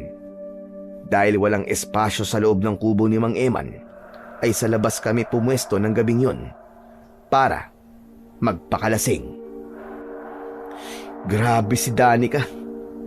Parang bato ng puso niya ngayon. Samantalang nung kami pa, sobrang sweet niya sa akin. Ang laki na ng pinagbago niya, Chong. Ganun talaga kapag nasaktan. Sabi nga, binabago ng heartbreak ang isang tao. Saka, ano bang gusto mong gawin ni Danica? Matuwa siya at yakapin ka niya matapos mo siyang lokohin? Aba, nagpapatawa ka naman yata, pre. Sa bagay, may point rin naman yung sinabi mo. Pero kahit na, hindi man lang ba niya iniisip yung pinagsamahan namin dalawa? Parang hindi siya nangihinayang sa memories at mga plano namin sa buhay ah. Bago mo sabihin yan, tanungin mo muna ang sarili mo kung ikaw ba nang hinayang nang lokohin mo siya. Aba, Chong, nung nakikipag-chat ka sa iba't ibang babae, alam kong alam mo na malaki ang chance na mahuhuli ka, pero pinagpatuloy mo pa rin. Alam mo yung pagtrato ni Danica sa'yo? Normal yun sa isang taong nasaktan na sobra. Saka, hindi ba galing si Danica sa isang relasyon na niloko siya? Tapos ginawa mo sa kanya yung ginawa ng ex niya. Aba, syempre naman. Hindi ka na talaga nun bibigyan ng second chance. Parang may mga kutsilyong bumaon sa dibdib ko sa mga sinabi sa akin ni Jun. Dahil doon ay narealize ko kung gaano ko nasaktan si Danica para kamuhian niya ako kahit mahal na mahal niya ako. Sa gitna ng pag-iinom namin ni Jun ay biglang lumabas si Mang Eman. Nahalata ko ang pagkabalisa niya. Mang Eman, chat ka muna. O kaya samahan mo kami rito ni Basil. Mag-inuman tayo. Tumigil na kayo sa pag-iinom. Halina kayo. Pumasok na kayo dito, bilisan nyo. Teka, bakit naman po? Di pa nga namin nauubos tong sambote. Ang KJ niyo naman po, Mang Eman. Hindi nyo ba naririnig yung sigawan ng mga tao? Ibig sabihin ay sumasalakay ang aswang. Bilisan nyo. Pumasok na kayo. Dahil sa sinabing yun ni Mang Eman, ay nagmamadali naming niligpit ni Jun ang aming pinag-iinuman. Pumasok na kami sa kubo at agad na isinarado ni Mang Eman ang pinto. Isang agimat ang isinabit niya sa itaas ng pinto. Nang wala nang nagsasalita sa amin, ay doon ko narinig ang sigawan ng mga tao sa hindi kalayuan. Hanggat nakasabit sa pinto ang agimat na yan, ay hindi tayo mapapasok dito ng aswang. Pero Mang Eman, bakit ang iba pong mga tao? Paano po sila? Wala na tayong magagawa pa doon, Basil. Kailangan nating unahin ang ating mga sarili. Sigurado ko na inakala ng mga tao na hindi sasalakay ang aswang dahil hindi nila narinig ang sigaw ni Panigutlo. Iniisip nila na ligtas, kaya kahit sa oras na ito ay nasa labas pa sila. Bigla akong natahimik sa sinabing yun ni Mang Eman. Doon ko mas lalong nakita kung gaano kalaki ang problemang ibinigay ko sa baryong yun. Nang dahil sa pagpatay ko kay Panigutlo, ay wala nang nagbibigay ng babala sa mga tao kung sasalakay ang aswang o hindi. Hanggang sa naisip ko sina Danica at Lola Clara. Kailangan kong puntahan sina Danica. Baka kung ano na nangyayari sa kanila. Pare. Huwag mo nang gawin yan. Hindi mo ba narinig ang sinabi ni Mang Eman? May aswang sa labas. Pero Chong, si Danica. Gaya na sinabi ko, Basil, at sarili muna natin ang isipin natin ngayon. Ipagdasal na lang natin na walang buhay na mawawala sa pagsalakay ng aswang na yon. Hindi ko na ipinilit pa ang gusto ko dahil na-realize ko na malaki nga ang posibilidad na mapahamak ako kapag lumabas ako. Wala na akong nagawa kundi ang ipagdasal ang kaligtasan ni Danica at Lola Clara at maging ng mga tao sa baryong yon. Hindi ko na alam kung anong oras natapos ang sigawan ng mga tao sa labas dahil nakatulog na ako.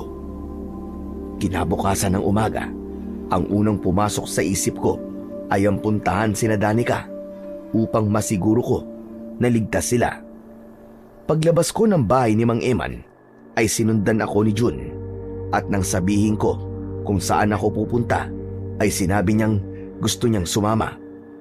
Sa paglalakad namin ni Jun ay sandali kaming napahinto nang makita namin ang mga nakahanay na bangkay ng mga tao sa gilid ng daan. Marami ang umiiyak kaya mas lalo kong inusig ng aking konsensya. Tignan mo ang naging resulta ng ginawa ko, pare. Hindi ko naman alam na magkakaganito eh. Kung hindi ko siguro pinatay si Panigutlo, ay nabigyan sana ng babala ang mga tao. Nakapaghanda sana sila. Wala sigurong namatay. Pare, huwag mo na sisihin ang sarili mo. Wala na, nangyari na eh. Wala na tayong magagawa para buhayin pa si Panigutlo at ang mga taong yan. Pero sana ay may natutunan ka sa nangyari. Tara na, punta na natin sila Danica at Lola Clara. Nagpatuloy kami sa paglalakad. Pagdating namin sa bahay ni Danica ay si Lola Clara ang unang humarap sa amin. Lola, kumusta po kayo ni Danica? Hindi po ba kayo pinasok ng aswang dito kagabi? Sa awa naman ng Diyos ay hindi naman. Ligtas naman kami ng apo ko. Mabuti naman po kung ganun. Nang malaman ko po kasi na may aswang po na umaatake kagabi, kayo po agad ang naisip ko. Huwag ka mag-alala. Matibay ang bahay namin. At hindi ito basta-basta mapapasok ng aswang. Pero nakakaawa ang mga naging biktima ng aswang kagabi. Sa tagal ko naninirahan sa lugar na ito, ay ngayon lang nagkaroon ng ganitong karaming pinatay ang aswang na yon. Sa loob lamang ng isang gabi. Ikinalulungkot po namin na nangyari, Lola Clara. Ang ipinagtataka ko lang ay kung bakit hindi nagbigay ng babala si Panigutlo. Hindi natin narinig ang sigaw niya. Ano kaya ang nangyari sa kanya? Makahulugang nagkatinginan kami ni Jun. Alam kong hindi ko maaaring sabihin kay Lola Clara na napatay ko si Panigutlo. Hanggang sa lumabas ng bahay si Danica. Nabunutan ako ng tinik sa dibdib nang masiguro ko na ligtas siya. Alam mo na nangyari kagabi. Siguro naman ay may dahilan ka na para umalis sa dito, Basil. Masyadong delikado para sa mga kagaya niyong dayo ang baryo namin. Hindi niyo alam ang kalakaran dito. Mas lalo nga ako nagkaroon ng dahilan para manatili dito. Gusto ko masiguro na ligtas kayo ni Lola Clara. Huwag kami ang isipin mo, kundi ang sarili mo. Kaya namin yung mga sarili namin dahil matagal na kami nakatira rito. Alam niyo maganda niyong gawin ay mag-impake na kayo at baka sa susunod ay isa na kayo sa bangkay na nakahanay dyan sa labas. Pare, tara na. Bumalik na tayo sa bahay ni Mang Eman. Sinunod ko na lang ang sinabi ni Jun. Nang nakapagpaalam na ako kina Danica at Lola Clara, ay naglakad na kami paalis. Ang bigat sa pakiramdam nang nangyayaring to, Jun. Grabe talaga. Ako ang dahilan kung bakit hindi nakapaghanda ang mga tao. Kung pwede ko lang ibalik ang oras, ay hindi ko na sana pinatay si Panigutlo. Gusto kong isipin na panaginip lang ang lahat ng to. Alam mo, pre, wala ka nang magagawa para ibalik ang nangyari na. Ang magagawa mo na lang ay itama ang pagkakamali mo. Bumawi ka sa mga tao rito. Natigilan ako sa sinabi ni Jun. Maging sa paglalakad ay napahinto ako. May pagtatakang tinigdan ako ni Jun habang nakakunot ang noo niya. Ano nangyayari sa'yo? Tama ang sinabi mo, pare. Ako may kasalanan ng lahat ng nangyari rito. Kaya ako rin ang dapat na gumawa ng paraan para matapos na ang problema ng baryong to sa aswang na yun. Ha? Teka. Ano ba pinagsasasabi mo? Mabilis akong tumakbo habang nakasunod sa akin si Jun at tinatawag ang pangalan ko. Nang nakarating na ako sa bahay ni Mang Eman ay nakita ko siya na nagdidilig ng halaman. Agad akong lumapit sa kanya. Nasa likod ko si Jun, nahabol-habol ang paghinga at pawis na pawis. Mang Eman, pwede niyo po ba akong tulungan? Baka meron po kayo diyang agimat na maaari ko pong magamit sa pakikipaglaban po sa mga aswang. Oy, Basil! Anong pinagsasasabi mo diyang makikipaglaban ka sa aswang? Hindi ba sabi mo ay kailangan kong itama ang pagkakamali ko? Ito na yon. Ito na ang paraan para magawa ko yun. Kaya Mang Eman, nakikiusap po ako sa inyo. Baka po matulungan niyo ako. Sige na po. Ang totoo niyan, wala akong agimat para sa pakikipaglaban sa aswang. Pero kung gusto mo talagang labanan ng mga aswang, gamitin mo ang baril mo. Nakakatuwa lang na isang dayo na kagaya mo ang magkakaroon ng lakas ng loob na labanan ng aswang na matagal nang namemerwisyo sa aming baryo. Kailangan ko po itong gawin, Mang Eman, para itama po naging pagkakamali ko. Ako po ang pumatay kay Panigutlo. Kaya nawalan na po kayo na nagbibigay sa inyo ng babala sa tuwing sasalakay po ang mga aswang. Kaya ako po ang dapat na makipaglaban sa mga aswang. Habang buhay po akong uusigin ng konsensya ko kung hindi ko po yung gagawin. Wala nang nagawa si Jun para pigilan ako sa desisyon ko. Kaya naman kinagabihan ay nasa labas ako ng bahay ni Mang Eman. Hawak ko ang aking baril at may nakasabit pang itak sa aking bewang. Wala akong karanasan sa pakikipaglaban, pero nang sandaling yun ay wala na akong pakialam. Basta gusto kong patayin ng aswang upang maitama ang aking naging malaking pagkakamali. Sumapit na ang alauna ng madaling araw, pero gising na gising pa rin ako. Lumabas si Jun at lumapit sa akin. Pare, ano? Matulog ka na. Mukhang hindi naman sasalakay yung aswang ngayong gabi. Hindi pare, ganitong oras umatake yung aswang noong nakaraang gabi. Kung kinakailangang gising ako hanggang alas 5 ng umaga, ay gagawin ko. Magsasalita pa sana si Jun nang makarinig kami ng isang napakalakas na pag-angin na parang mula sa isang mabangis na halimaw. Hinilabutan ako nang sinundan yun ng pagsigaw ng mga tao sa hindi kalayuan. Naku po, mukhang sumasalakay na yung mga aswang, pare. Sabi ko naman sa'yo eh, dito ka lang pare. Kailangan ko nang umalis. Papatayin ko ang mga halimaw na yun. Sige pare, basta tatandaan mo mag-iingat ka palagi ha. Ayokong iuuwi kita sa Maynila na isa ka ng malamig na bangkay. Hindi mangyayari yan, Jun.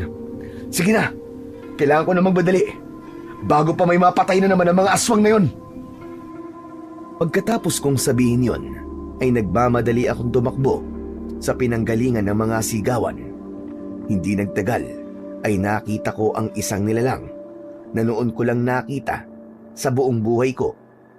Isa yung malahalimaw na nilalang na may makapal na balahibong itim. Matutulis ang kuko at ngipin nun.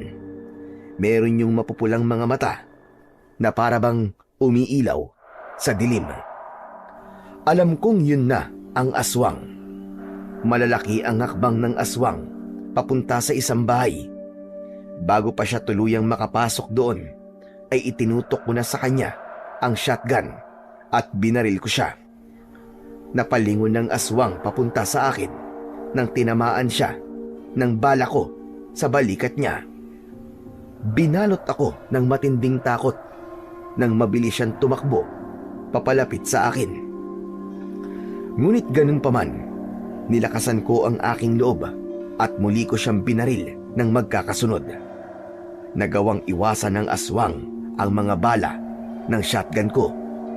Mataas siyang tumalon at nagawa niya akong masunggaban. Natumba ako habang nakaibabaw ang aswang sa akin. Sa gilid ng aking mga mata ay nakita ko ang mga taong takot na nakatingin sa akin. Kabilang na rin doon sina Danica, Lola Clara, Jun at Mang Eman. Nang nakita ko sila ay para akong nagkaroon ng lakas ng loob na talunin ang aswang. Agad kong hinugot ang itak at buong puwersa kong isinaksak yon sa tagiliran ng aswang. Umalingaw-ngaw ang napakalakas na sigaw ng aswang. Sinamantala ko yon at malakas ko siyang sinipa. Nang makalayo ako sa aswang, ay muli kong nilagyan ng bala ang baril. Pinaputok ko yun at tumama ang bala sa dibdib ng aswang. Hayop kang aswang ka! Demonyo ka! Napakatagal mo nang namemerwisyo sa lugar na ito. Oras na para matapos na ang kasamaan mo. Lalo na ang pagpatay mo sa mga tao dito! Tatlong magkakasunod na putok ang pinakawalan ko at lahat ng yun ay tumama sa noo mismo ng aswang. Agad na bumagsak ang aswang sa lupa at matapos yun ay malakas na nagsigawan ng mga tao nang dahil sa labis na kasiyahan. Lahat sila ay naging saksi sa kung paano ko tinapos at pinatay ang aswang na ilang taon nilang kinatatakutan. Tuwang-tuwa na lumapit sa akin sina Jun at Mang Eman. Yun! Ang galing mo, Chong! Ang galing mo! Grabe ka pala! Hindi ako makapaniwala na mapapatay mo yung aswang! Ang tapang mo, Chong! Ang galing mo! Ikaw lang naman ang walang tiwala sa akin, Chong eh. Anong walang tiwala sinasabi mo? Palagi kaya ako naniniwala sa'yo, kaya nga sumama ako sa'yo dito eh. Hindi nagtagal ay lumapit na rin sa amin sina Danica at Lola Clara. Kahit galit ako sa'yo, ay hindi pwedeng hindi ako magpasalamat sa ginawa mo, Basil. Salamat sa'yo. Dahil ang totoo, ay walang may lakas ng loob na labanan ng aswang na yan. Ikaw ang kauna-unahang sumubok na patayin ng aswang at maging ako ay hindi makapaniwala na ikaw ang makakapatay sa kanya.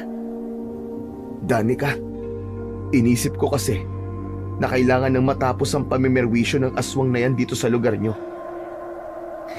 Yan din ang naisip kong paraan para makabawi ako sa pananakit ko sa damdamin mo.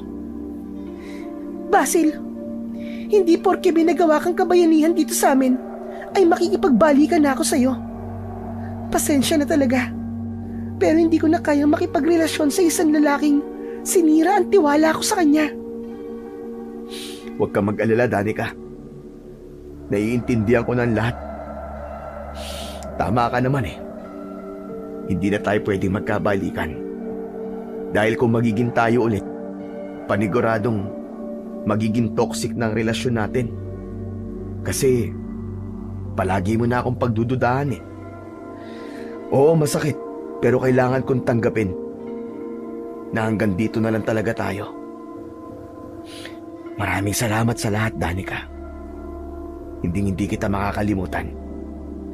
Maraming salamat din sa lahat, Basil. Sa huling pagkakataon, ay nagyakap kami ni Danica. Sinulit ko na ang yakap na yon dahil maaaring yun na ang huling beses na mayayakap ko siya. Matapos yun, ay naglakad na kami ni Jun kasama si Mang Eman.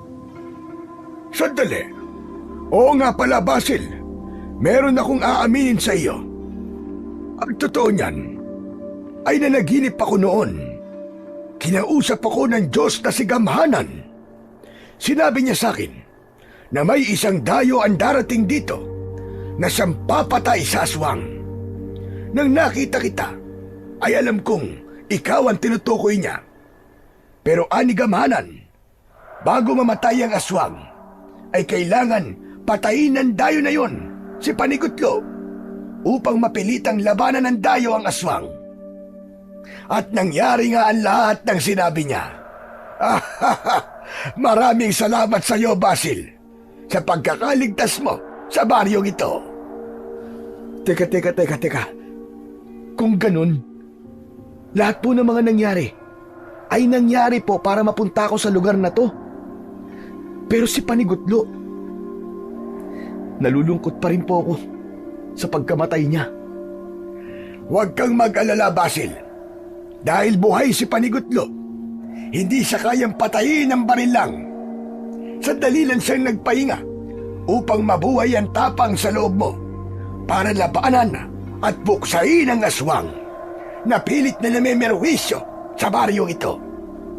Isa rin yan sa sinabi sa akin ni Gamhanan. Nang dahil sa sinabing yun ni Mang Eman, ay para akong nabunutan ng malaking tinik sa dibdib. Nanatili pa kami ni Jun sa baring yun ng isa pang gabi. At isang gabi, bago sumapit ang 12:00, ay muli naming narinig ang sigaw ni Panigutlo. Napangiti ako dahil senyalis yun na may magandang mangyayari sa lugar na yon. At buhay pa rin ang paboritong alaga ng Diyos na si Gamhanan. Matapos ang lahat, ay nagdesisyon na kami ni Jun na bumalik na sa Maynila. Masaya ko dahil alam kong ligtas na ang baryo ni Danica mula sa aswang. At ang pinakamahalaga sa lahat ay buhay pa rin si Panigutlo, ang magbibigay babala sa mga tao kung may darating bang suwerte o malas. Habang nakasakay kami sa eroplano, ay napaisip ako sa lahat ng nangyari sa amin Sa Aklan, unti-unti kong tinanggap na hindi na nga kami magkakabalikan pa ng dati kong nobya na si Danica. Ipinagdasal ko na lang na sana ay makahanap si Danica ng lalaking mamahalin siya ng totoo at hinding-hindi siya sasaktan. Natutunan kong ang pagmamahal ay maaari ring maipakita sa pagtanggap at pagbabago. At higit sa lahat, natutunan kong igalang at irespeto ang paniniwala ng ibang tao.